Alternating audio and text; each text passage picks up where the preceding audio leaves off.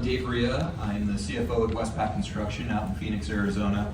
We're a commercial general contractor. We're a member of GCI. Good afternoon. My name is Don Warda.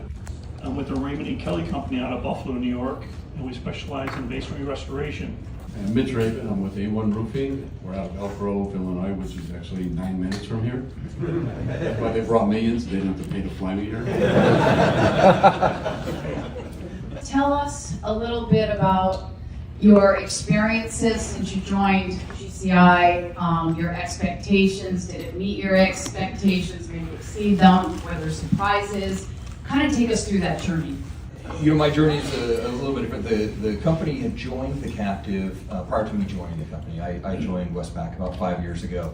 Was familiar with captives, actually had some experience with NCI during that time. But as I came through, the relationship with the broker and us is immensely strong just because he's the one that sold it to us.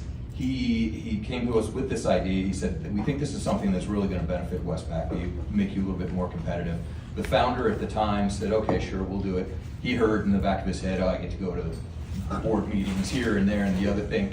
You know, when the conference started today, Courtney, you started out right out of the gate with company profile.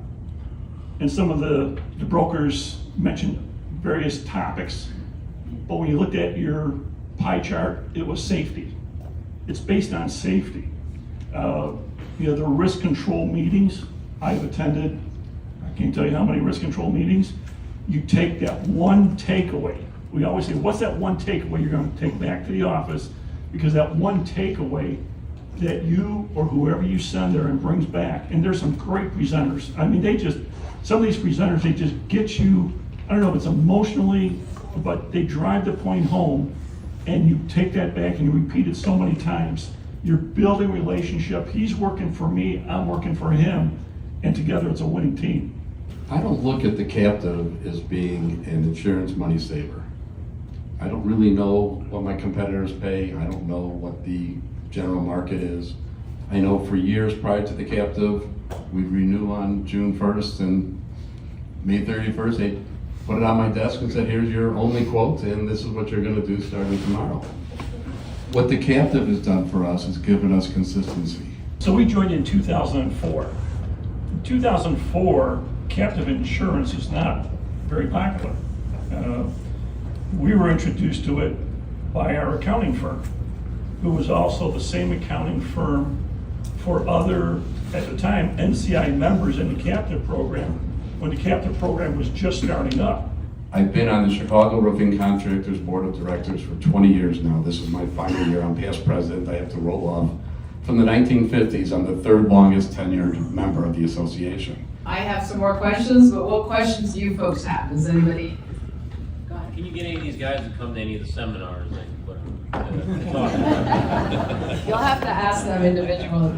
Echo that as well, and peer-to-peer is great. I mean, I think the other thing that I try and tell people about the captive is, it's got this depth now. It's really built out to this point where you have truly, it's called captive resources for a reason, because you have the claims folks, you have the people out there that are going to come in and help you make your business a little bit better. CNA, whatever, can go ahead and raise us a few percent here or there.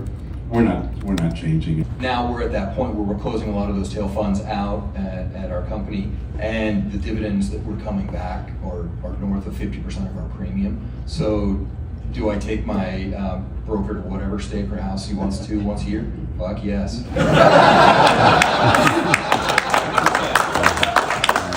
So you guys have talked a lot about how it's, you joined, it took a while to figure it out. Is there anything that maybe your broker or CRI could have done, explained differently or better on the front end, maybe like a surprise after the fact of joining the captive that you wish you'd have known on the front end? No, it's just a matter of it. It's a lot of information when you go to a board. Has anyone in the group gone to board meetings? So we have a couple members, when they present, let's say, the financial aspect of it, there's a lot of numbers, a lot of slides, a lot of information, and if you're a first or second time attendee, you're still thinking about slide 1 and they're on slide 3. So it's a lot of information. It's getting information, out of a water hose and you're trying to drink it all in, and you can't do it. So it's attending all the meetings and then just focusing and picking a little bit, and after 3 or 4 or 5 years, you got it down, especially when you start getting that dividend check. So we'll just mention about 3 years to pay an assessment, unless the claim develops over several years and you get the assessment 3 years down the line. I just learned that 3 weeks ago. On my $52,000 assessment, that I was gonna have to pay that right away. I said, wait, don't I have 3 years to pay that? Well, no, it was from the year ago, three years ago, so now you gotta pay the whole thing. So 19 years in the captive, I just learned something new. Mitch, I have a question for you. I've only been involved in a handful of captives in over 30-year career, or a handful of fatalities in over 30 years. One of them involved a skylight, and I've got a $1 million claim where the injured worker survived, fell through a skylight last year. Where is access to your patented skylight protection? Big Rock Supply in Bensonville, Illinois. The decision to go into a captive change if you're an ESOP company as opposed to non-ESOP? No, I think it reinforces it. It did for us. ESOP's kind of a growing trend. I don't know if you're seeing it across there in the valley. Everybody's nodding their head, so I guess it is. The thought process behind that was, we've seen companies out there that are 100-year-old companies go out of business because they don't have a succession plan.